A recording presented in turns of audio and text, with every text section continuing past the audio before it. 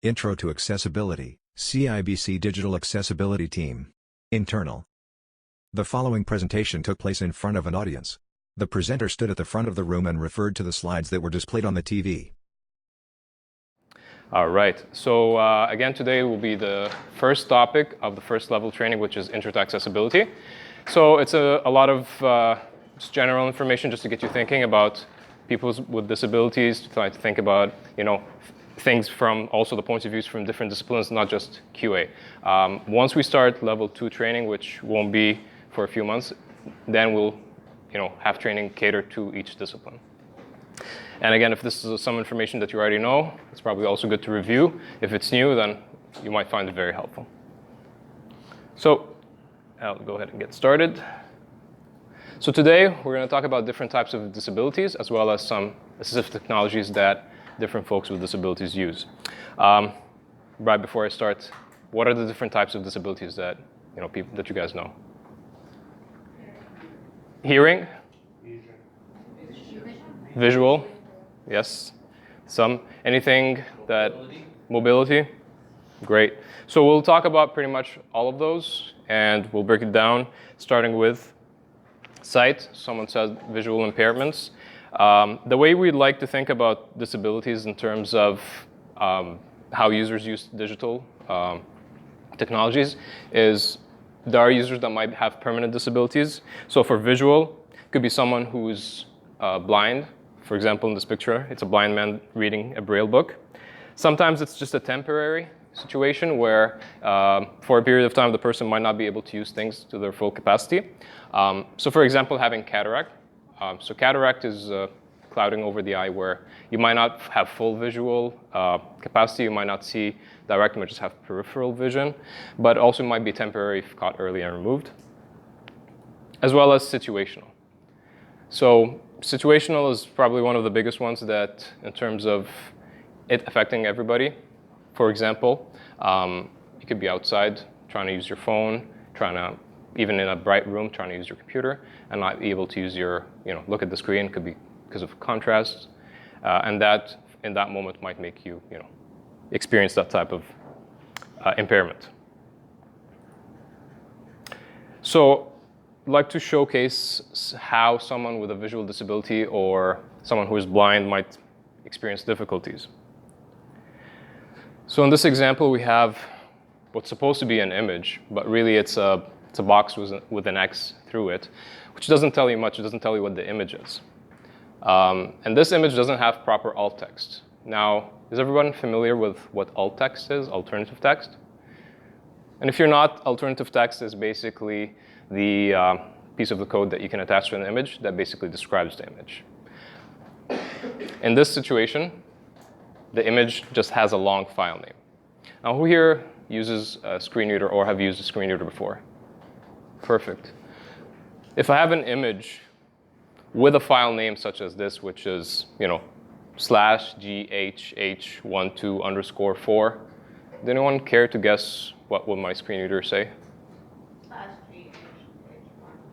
Yeah, possibly, yes, very possibly. So basically, we'll repeat the file name. Some screen readers are getting smarter, where they would not say anything. However, in a lot of situations, they will read out the file name.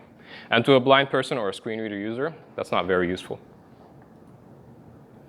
Something like this would be much better. Again, having an image with an alt text. So here we have a girl riding her bike during the CIBC Run for the Cure event. Even as someone who's visually impaired, someone who's using a screen reader, someone who might be blind, you might be able to form some sort of idea what this image is. Yeah. Someone said hearing, so again, hearing is another one that we deal with. Where does hearing, in terms of digital, where does that fall in terms of the things that we think about? Videos, exactly. So that's probably the biggest thing in terms of digital, videos. But another one, and I'm kind of skipping ahead a bit, voice. Voice is a big one. So hearing impaired people, they might not have full capacity of voice or even being able to talk. So when you introduce voice technology, things like Siri, voice recognition, that might be also very impairing to them. They might not be able to use it the same way as someone who can speak. But videos is a big one. So again, hearing, we have permanent. So for example, someone who's deaf, so we have a girl here who's holding her phone. She obviously has a hearing aid. Sorry. It could be temporary, such as an ear infection.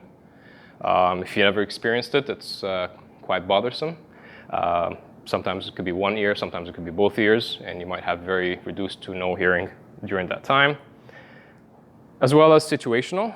So again, in this image we have, what probably a lot of us do in the morning commute, just a bunch of people in the subway train using their phones. And if you ride the train or ride any mode of transportation, you can relate to it at how noisy the surrounding is. So if you're trying to watch a video, trying to even listen to music, you might need to increase the volume. Sometimes you can't do that, so you might need to depend on things like captions.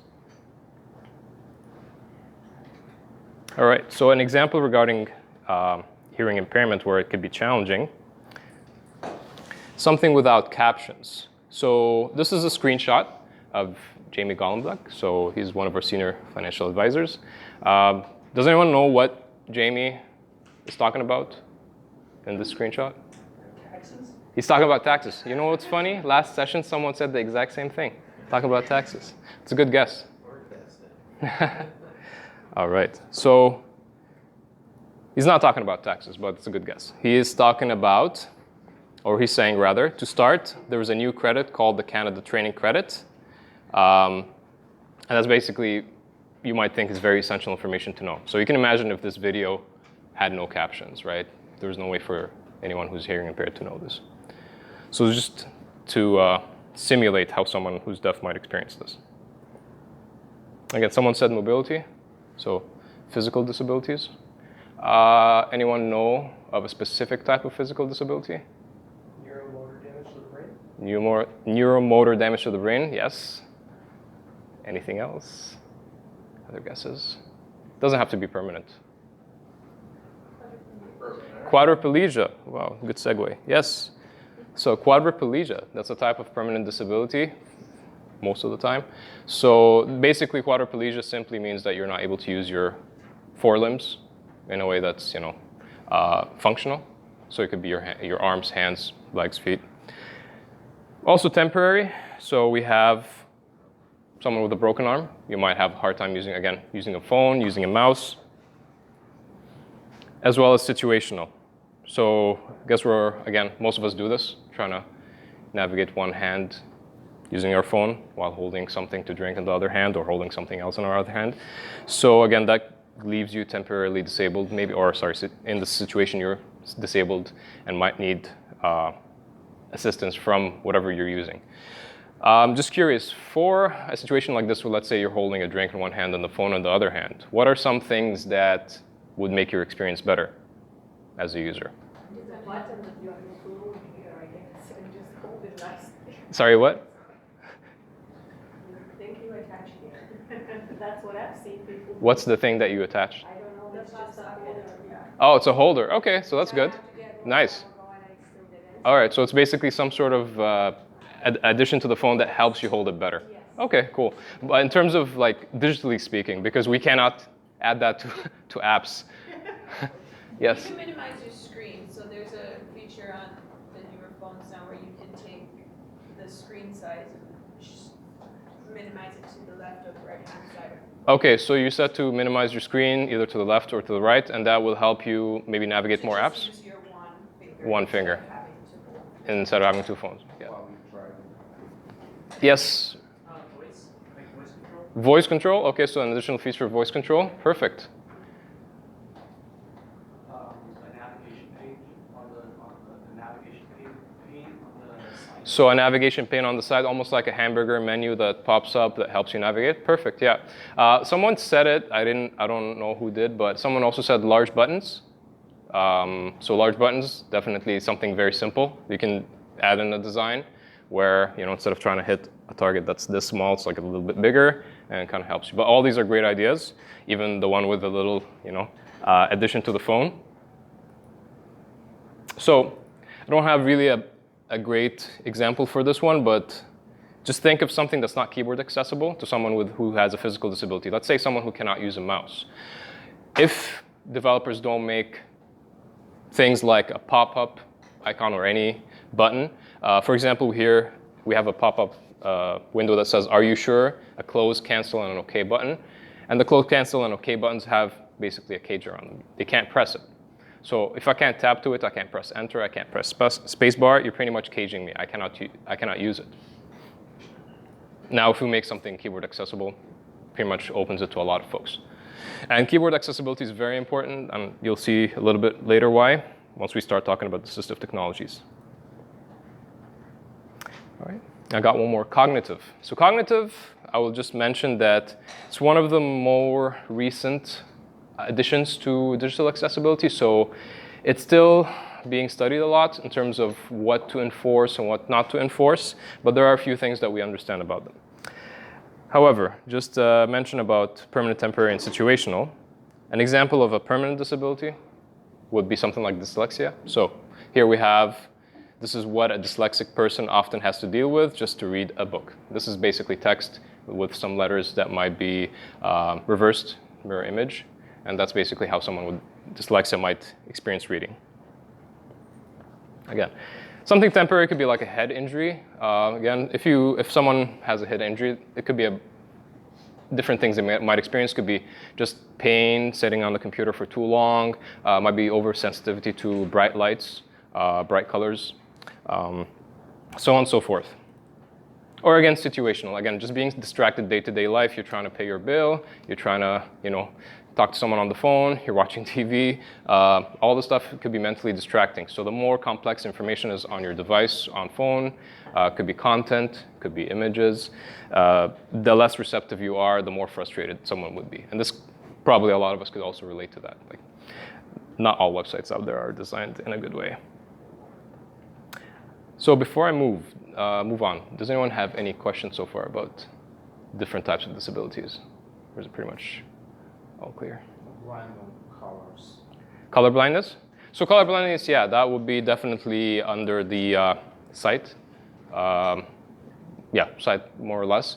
And that could be affected by using certain types of colors that they can't discern, identifying things by colors, but that's a good addition. Okay. So here I have here a cognitive challenge example. So I'm just going to pull up a paragraph for you guys to read. And this is an example of complex information. For the people in the back, if you can't read it, don't worry. I'll just read the first few words. So it says something like, Keisha eth receive Yuri completed application form she che hatif jin 15th. Who here thinks this is English, by the way? Nobody. That's great, because it's not English. So if you can't read this, don't worry about it. Probably most people won't be able to. This is fictitious language. This is Dothraki. So if you watch the show Game of Thrones, you might be familiar with what Dothraki is, but not how to speak it. But this is just to show you how complex information might sound like to someone who cannot perceive it. And the real paragraph reads something like this. We must receive your completed application form on or before the 15th day of the second month. Following the month, you are reporting. If you do not submit your application electronically or the 25th day of the second month, blah, blah, blah, blah, blah. So you might as well be speaking Dothraki, Klingon, or any other made-up language, because this is not straightforward. This would have been much better. Simplified version of what this paragraph was trying to say is, if you submit your form electronically, we must receive it by the 25th of the second month. Still not the best, but much better. If you submit your form by mail or in person, we must receive it by the 15th of the second month. So just a simple example of how complex paragraph, just by redesign, rethinking the verbiage, could be made much better. And of course, we have other types of disabilities. So we have things like low vision, hard of hearing, epilepsy, tremors, and fire motor control, Alzheimer's, color blindness, ADHD, ADD, and ALS. Also, we have a lot of limitations that people don't usually think about when they're thinking about permanent disabilities, but once you start thinking in terms of situational, there could be limitations. So ESL, depression, using small devices, old technologies, limited bandwidth, mittens or holding anything in your hand, Smudge screens, small hands, big hands. ESL, I would give a big shout out to because at CIBC we do reach out to folks who might be new immigrants, might be students, and the English might not be their first language. So it's a big one to think about, maybe not in terms of the QA specifically, but for writers, for content writers, as well as for designers, it might be something that they might want to think about. Oops, sorry. All right, so we have a quote here that says, "We're all temporarily abled," and it's said by Derek Featherstone, who I believe is one of the senior people at Level Access, one of the accessibility organizations out there. Does anyone know or care to guess what this means? We're all temporarily abled, yes. This means that once in a while we'll be disabled. Once in a while, we'll be disabled. Yes? So, pretty much straightforward. Oops, sorry. This means that everyone is disabled at some point, in one way or another, as we've seen in the previous slides. So, we all benefit somehow from digital accessibility. In a way, I'd like to think of it as it's the ultimate UX, ultimate user experience. Because, well, if you're designing for accessibility, it's almost foolproof that things will work for everyone else. All right, so before I move up to assistive technologies, does anyone have any question? Perfect. All right. So because we are in digital, we probably, again, a lot of you use screen readers, as you mentioned earlier. So screen readers is a huge deal. It could be in the form of a screen reader on a desktop. So in this image, we have a lady that's working in a call center. She is visually impaired, and she's using a screen reader. So how it works is the screen reader will, feed the audio information by reading the code of the website or whatever application she's using, and she's able to relate that to the customer. Does anyone notice anything special about her setting? The dog. What? Sorry? The dog. The dog, the service dog in the back. Yes. Anything else? Anything special? Sorry? She's not using her mouse. She's not using her mouse. I'm sorry, I just can't hear people in the back. So she's not using her mouse. Great point. So a lot of times folks who are screen reader users might not use their mouse. I'm not going to say 100% of the time. Some people might have some visual ability, so they might depend on mouse, keyboard, screen reader, a combination of all. But you can guess like someone who's totally blind might not even have a use for a mouse. And again, we have here a gentleman who's using a screen reader on his phone, navigating. He's either getting off the bus or waiting for a bus. So phone screen readers have come so far. Some would argue that phone screen readers are even better than desktop screen readers because a lot of them are built into the phone when you get them. And they can give you pretty much all sorts of information. For all we know, that he might be getting the same information that's displayed in the bus stop's neon screen that says, the bus number, route, as well as the wait times. So again, when designing or when we're testing, technically, we should be looking at desktop as well as mobile. So magnifiers, it's another big one. This doesn't get a lot of recognition, although that, I think according to, I don't want to quote a specific text, but according to CNIB, which is the Canadian National Institution for the Blind, the number of folks who are actually totally blind are way less than folks who are, have different types of visual disability or have some vision, and might depend on things like magnifiers or other assistive technologies to help them see. In this example, we have a man in the classroom. He's learning code, so he's using the screen reader to enlarge part of his screen. So you can imagine with enlarging part of the screen, there's going to be a lot of scrolling, maybe horizontal scrolling, than an overall user would experience. And this is how it will look like on a mobile device. So this is from an Android device, and it's basically zooming into sort of like the left side of the screen. And it's very important because one of the things that we like to stress is whenever designing, try to have the most important information be on the left, top left, just how we read. Because again, when you're magnifying, you can imagine that if you just have all the important information on the right, the amount of time it might take someone to scroll. Some people might need to zoom in like up to 400%. So by having information on the left, it really helps out folks who use or depend on magnifiers. Okay. So we have something that's not very well known, the Braille display and keyboard. And if you haven't heard about them, that's all right. So it can look something like this. It's basically, it looks almost like a skinny keyboard. And the Braille display or Braille refresh part is actually tactile. You can touch it. So the users would have some sort of a button to maybe go up and down, almost like your arrow keys using the screen reader. Go up and down, and will work the same way. Detect the code and just display the information in Braille. So that's the Braille display or refresh part of that setup. There's also the keyboard edition, which doesn't look like a normal keyboard. It's a set of maybe 6 or 8 keys. And through the different combination, the key will actually translate into a letter or a character, comma, or punctuation of some sort. And of course, there has to be some sort of literacy for people to be able to use this. Not all blind people are literate in Braille, so they might not be able to use this, but there's a lot of people that do. And this is how it would look like on an iPad. So on an iPad, again, it could be very complex in terms of the setup, but the most basic setup for Braille, it would be the Braille keyboard itself. So it's a touch keyboard, as you can see in this image. Obviously, the user would calibrate it before they start typing, based on their positioning, based on their typing, and it will read the information via audio.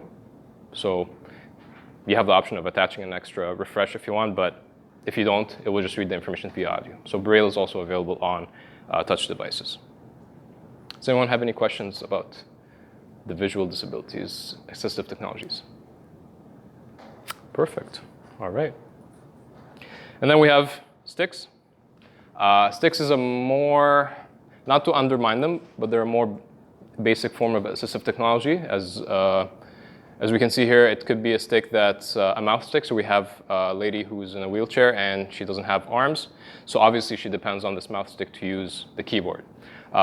For her specific setup, she does have some trackball mouse on the side, but it's also safe to assume that a lot of people that use that type of technology won't have a mouse setup because just using it with the stick, it could be very difficult for folks. So sometimes it's their only keyboard. And the setups of sticks could, again, be dependent on your type of disability, your type of comfort. So we have a man also on a wheelchair who's using it with a tablet, but in his stick is a head stick, actually. It's attached to his head. It could just work better with how he moves. Again, this is where making things keyboard accessible is very important, as well as making things larger is important if you're using the touch device with that type of technology. And then we get to switch devices, which again, they could be very complex in terms of how they're set up. But ultimately what switch devices are, they're big buttons. Or they're in the form of big buttons. So in this example, and you might not see it very clearly, this lady, she has cerebral palsy and she basically doesn't have very good motor controls. The only thing that she can do comfortably is press buttons with her head. So she has 2 or 3 buttons on her headrest on her power wheelchair, and that's how she navigates her computer. Similarly, we have a little boy. He's on a wheelchair, and he's using a 2-button switch device with his tablet. So switch devices, that's where they're very versatile. They're not just for people who cannot move. They might also be for folks who might have some sort of cognitive disability. Most of us use the regular keyboard, the QWERTY keyboard on a daily basis, so it's very easy for us to use. But for someone, that could be very confusing. It's a lot of buttons, a lot of letters. Using 2 buttons might make it much simpler.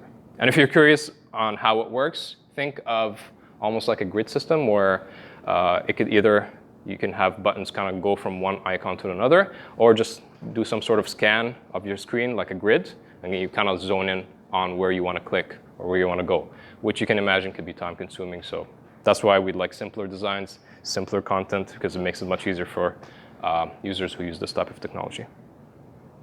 Any questions about button switch devices? All right. And just quickly mention sip and puff. So sip and puff is also another type of technology where you would sip and puff through a tube, and the sip and the puff will complete 2 different types of actions. Most of the time, this technology is not used on its own. A lot of times you'll see users also using something else to help them navigate a web page or an app. In this example, we have a man who's using a joystick, and it's attached to his chin, or he can use it with his chin. And the sip and puff tube is the white one that's curved to the side. So he might be using the joystick to navigate and the sip and puff to kind of like press on and off buttons or to launch whatever he wants to launch. And on the other side, we have the same setup, same idea, basically a sip and puff, but it could also be used with mobile technology. So these things, they're very versatile. They can use on desktop or mobile. Okay. And lastly, we'll talk about voice recognition. So who here has used voice recognition on their phone before? Or you used voice? On your computer? So what did you use on the computer? The baked-in application from Windows Vista. Oh. Microsoft speech recognition. So built-in application Windows Vista, Microsoft Yeah, Microsoft voice recognition. voice recognition. Oh, nice. So how did you find it? Terrible. Terrible. Okay. Who else used voice recognition on phone or? You would use Dragon. So Dragon is a software that's used on desktop. Perfect. Anyone used some sort of voice recognition on their phone? Siri? Google Assistant? Yes. So how did you find Siri or Google Assistant? How do you guys find that? Siri's pretty good? Perfect. Google is pretty intuitive. Google Assistant is intuitive, kind of intuitive. Yeah. Okay, perfect. Did you have difficulties using it? Yeah. Yeah? Dragon user, did you have difficulties using Dragon? Yeah. Why so? Complicated to learn. Good point. Yes.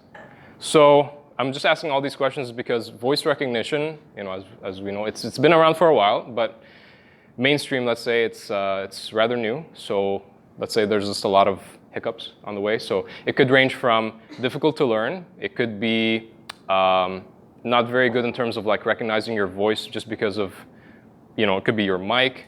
It could be that you have a dialect and it wasn't programmed to detect that dialect or understand it very well, right? As well as the algorithms, just understanding what you're saying. So it's a new technology. However, that being said, still a lot of people use it for assistive technologies. Again, just like the sip and puff, they might use it with something else. So we have an example here of a man, again, on a wheelchair, and he's sitting in front of the computer. You can obviously see that he's using his finger to point on something on the screen. But one, he might not have enough dexterity in his fingers to use it comfortably. Or two, he might get fatigued. He might get tired from using his hand to kind of like use a keyboard or mouse. So he might alternate to voice and keyboard and or mouse. As well as the person with a bit more complex setup here. He's got two phones going on. He's got the camera, he's got the tube, he's got the joysticks, but he also is using voice recognition, so he has the headset on, and that helps him kind of like navigate. And that kind of flexibility, you can almost think about yourself trying to like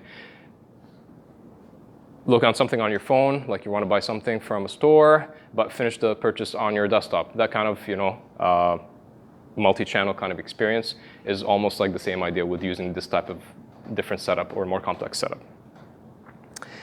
So this kind of brings us to the end of assistive technologies. Before I move on, does anyone have any questions about assistive technologies? Yes? How do we read a web screen, a web page, a Chrome page? Is there an app or something that we can make it read to us back? Okay, so the question is, how can we read a page on Chrome, a web page? So the way that we have on the device, we just voice over, we can read, it reads back to us. Mm-hmm. On a Chrome, how can we do that? Is there an extension? Is there a software that? Oh, are you talking about what's it called? Like a Chromebook? Or page on desktop. Oh, like just a Chrome browser on a desktop. Okay. Okay, so yeah, that's a good question. So that goes back to the screen readers. So there are screen readers that you can get. Obviously, there's different types of screen readers out there. The one that I would recommend getting is NVDA. So it's a free NVDA. It's a free software that you can download. Obviously, if you're downloading it from the CIBC network, you just submit a request, and you get that exemption to download it. It's very intuitive. We do have guides on our website on how to use it, So if you want to go to our Confluence page, there's guides there on how to use it too. So yeah, there are desktop screen readers for that.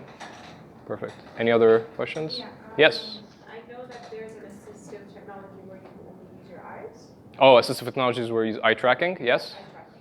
Is that something that we would be able to cater to? So that's a good question. Eye tracking. Eye tracking. It pretty much. It's almost like. It's tied into. Do you see the stick assistive technology? So not to get into the complex setup of eye tracking, but it pretty much works very similar to that. So as long as your applications are keyboard accessible, large enough to click, the technology works in the same way where it sort of like, think of a laser on a screen. Once you focus in, stare at it for a little bit, it activates that. The rest of what happens with the eye tracking software, we'll let the assistive technology specialists worry about that in terms of how to set it up for their clients. But as long as on our end we're doing things big, easy to navigate, keyboard accessible, eye tracking should work, as far as I know. Any other questions? Question at all? Yes, alt text. Yeah. So I noticed we don't put alt text on every image. Yes. Should we?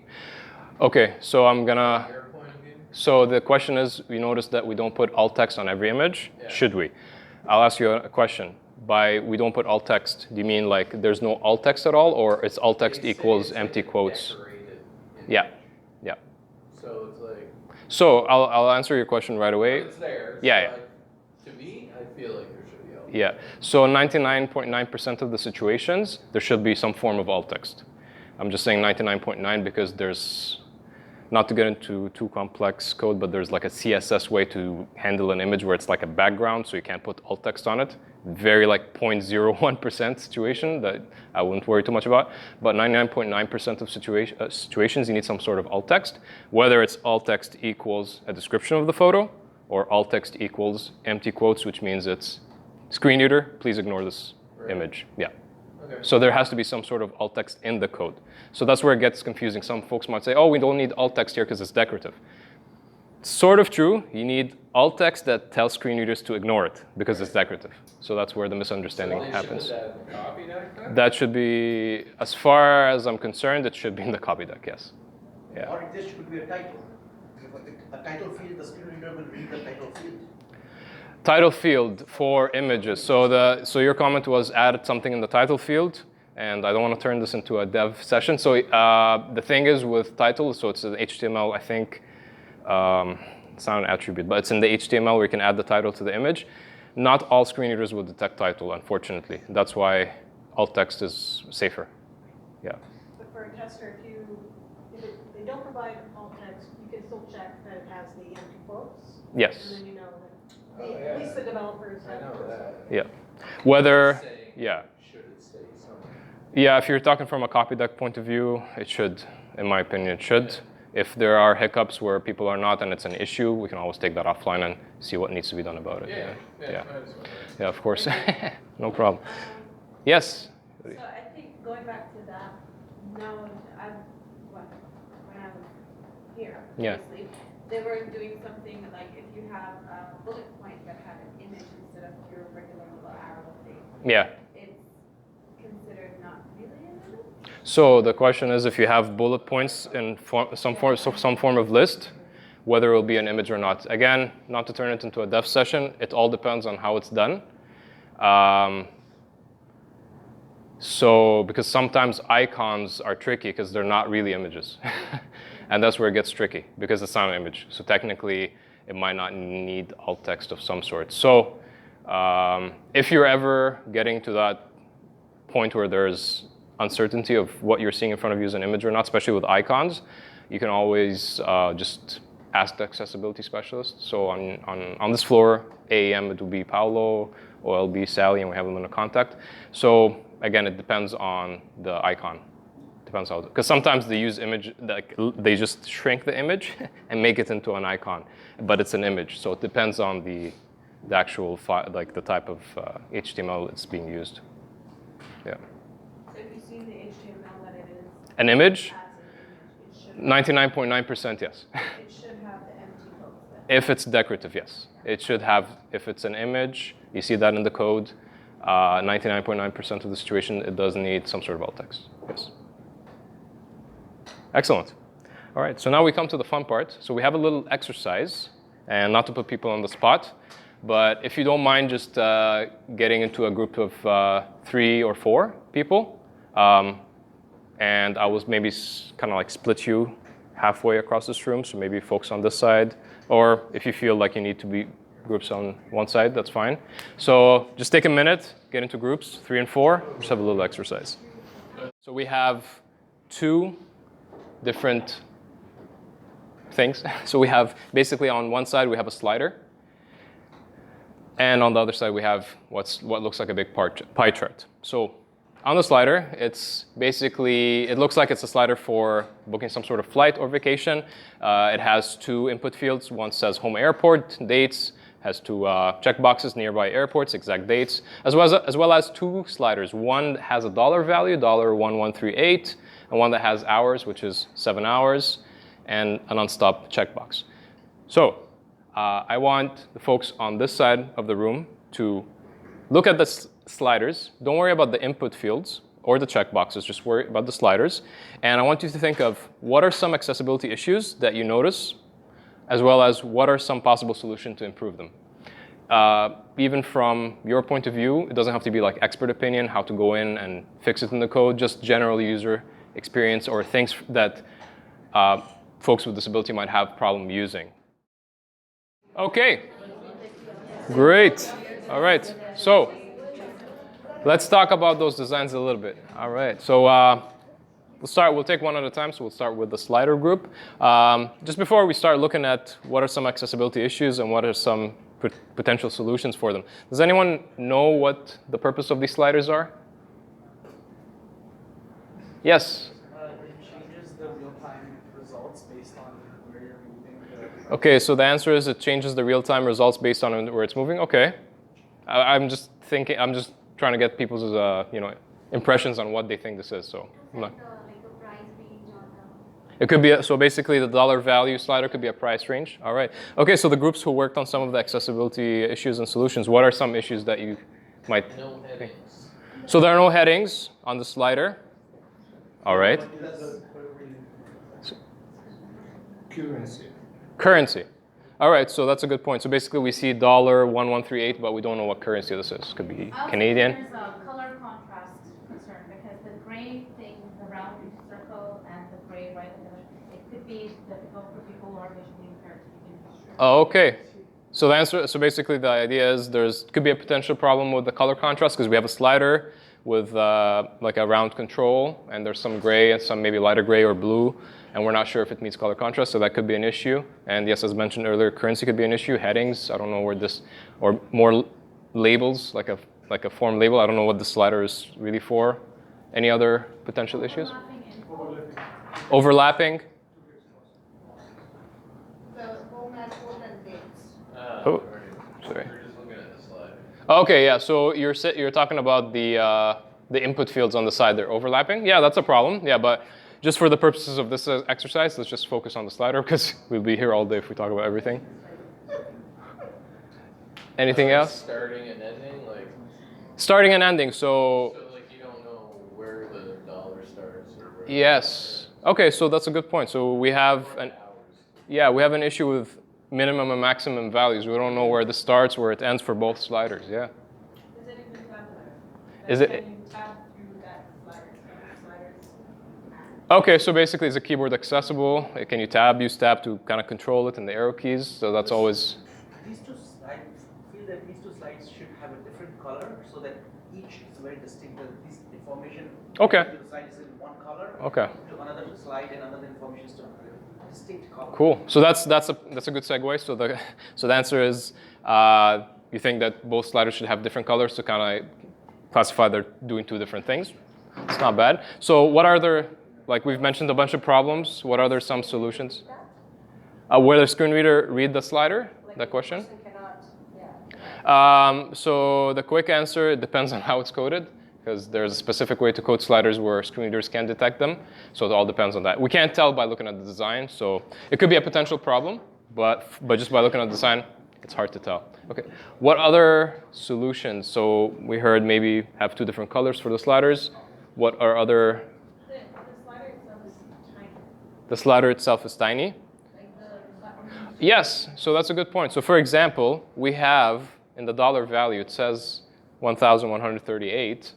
So it looks like it moves by $1 increments. So if it does, that could be a problem, especially if you're using a mouse. Like if you're using a keyboard, the other problem might be take you forever to get to the other end, right? Yes? It might be better to just replace the sliders with an input field. Okay, that's great. It's a great solution. So either add or replace the slider with an input field. Why not, right? Let's people have control over what they want to write in there. Any other potential solutions? Slider groups? Immediately identifiable intervals for each. Immediately identifiable, you mean visually identifiable? Yes, so that's a good suggestion. It all depends on what are the increments. So that's usually good for sliders that have definite values, right? So if you only have like 4 options or 5 options and you want to introduce a slider, definitely a visual cue where they are. It could be too much if you're moving on a $1 basis, because that means the whole slider will be tagged. But that's a good solution if there are defined increments and they're big. Awesome. So these are all good flaws, all good suggestions regarding the slider. The other thing, just in terms of visually, just because it's some sort of form, I guess, that we're looking at, just having things on the side to side, could also be challenging for someone who's using a magnifier because they kind of have to scroll sideways. Ultimately, when designing forms, the preference is to think mobile. So if you ever open the mobile application, it's usually stacked, it's usually vertical. Again, there's nothing wrong with it this way, it just might be a bit better to kind of like have it stacked or under each other. But definitely the minimum value, I don't know where the minimum maximum is. The labels, like I don't know if this is changing dollars that I'm gonna be paying for the trip. The 7 hours, is that total flight time? Is that flight time and transit time? Like what is in that 7 hours? There's no indication, right? And this is a real slider. This is from kayak.com. At one point, they had this. And I think their website currently looks something still similar to that. So there are all sorts of problems that we've identified, that things that can be potentially made better. Let's move on to this fun one, the evolution of reading pie chart. So for the folks that worked on the evolution of reading pie chart, first of all, do you understand the purpose of this chart? No. Why not? Because it's confusing. It's very colorful, It's very colorful and? but it's not informative as to what relates to what. It's not informative to what relates to what. It's just a bunch of numbers and years together. Yeah. And someone said something from? It's complicated. So it's complicated, it's very hard to understand. Even alt text probably won't describe what is there. So yeah, good point. Alt text might not explain. It doesn't really give you an idea of what exactly you're looking at. The fraction of words. Okay. So no idea what you're really looking at here in this pie chart. Yeah. Fonts are small, and also there are sections that you have percentages that you put up as the source, but you don't have it in other. Okay, so fonts are small, and there are sections that, basically speaking of the source, I think you mean saying something like the 27% computer on the last year, but it doesn't say it anywhere else. Okay, what other problems are there? We heard font small, alt text could be an issue. It's confusing, you can't really understand it. Could be a big color contrast issue, yes, because we have what looks to me like light blue, yellow, maybe orange, maybe green or brown. It's even hard for me to tell. What else? The information or whatever that is on the side, I can't really read it. Okay, so the legend on the side that has the information regarding the pie chart, you can't read it. Probably would be better to turn it into informative little like a table. Okay, excellent. So you're already thinking of solutions. So, hey, we have a complex pie chart. Why not turn it into some sort of table, like understandable data that you can, even someone who is using a screen reader might be able to navigate much easier, because we're not sure if this is an image or if this is some sort of other complex graph where it's detected by a screen reader. These are 3 pie charts, I guess. Okay. And they've just superimposed one pie chart on Okay. top with different size of circles. Okay, that's a good point. The circles have to be the same size. Okay. And there has to be 3 pie charts. Okay. And then it makes sense. So your comment was there are 3 pie charts all combined into one for 1960, one for 1980, one for 2008. They should all be separated, given equal size, and this way it'd be easier to understand. Yeah, that's a good point. Anything else regarding this pie chart? There's no alt text, so it doesn't say like what is talking about. Okay, so there might not be alt text, so someone who's using a screen reader might not know what this is talking about. For accessibility user to slide so that they have to come back and forth to read what the percentage is or what is talking about. Yes, so that's a very good point. So you're saying even if there's some sort of information superimposed on this slide, on this pie chart, just if you're using, I'm guessing you mean like a mobile screen reader. If you're using a mobile screen reader, you're sliding to one piece of information to the other. You kind of have to slide back to kind of like make reference of it. Because, you know, even if you have a legend that's visually available, it tells you, you know, all this information. Someone who's visually disabled might not be able to get that information so easily, might not be even able to get it at all, right? What about the wording? Like it says evolution of reading, but we have radio and recorded music as well as like phone.